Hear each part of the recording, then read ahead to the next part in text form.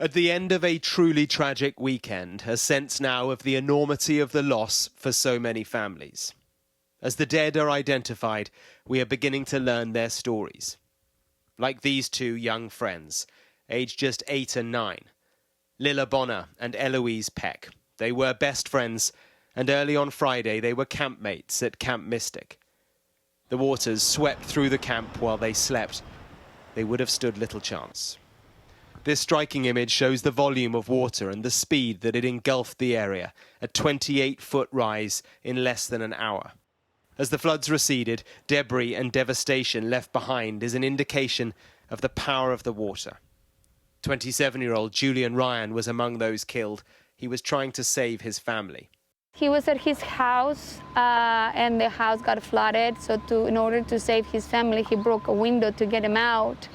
And while he was doing that, he cut off an artery and his arm. He got his family to safety, but unfortunately, he bled to death. And this is Jane Ragsdale, the owner of another girls' camp further upriver.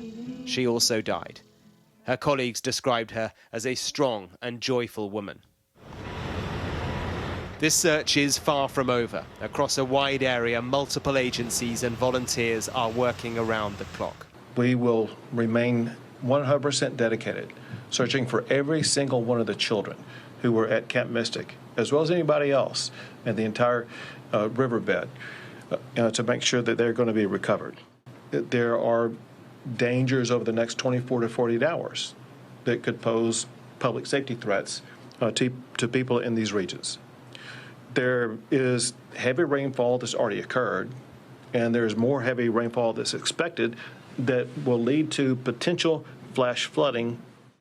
There is a determination to keep going, to keep up hope, and it is fueled by stories like this.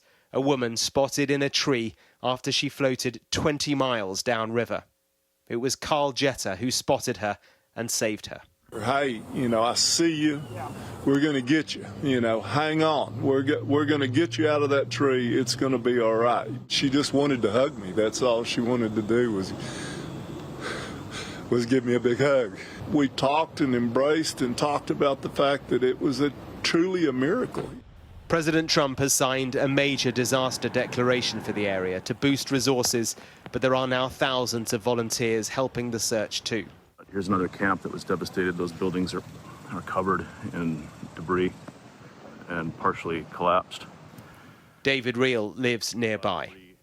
There are thousands of people out volunteering now, whereas the first day on July 4th during the day, everyone was hiding out in their houses, and there were probably only a dozen of us sweeping about 3 miles of the river at the most. The access is very difficult. The piles of debris go on for miles and miles, and they're very, very thick. In many places, the debris piles are 20 feet high. So it is difficult. There's not enough machinery. There's not enough access. It's very difficult to dig through these piles of debris by hand.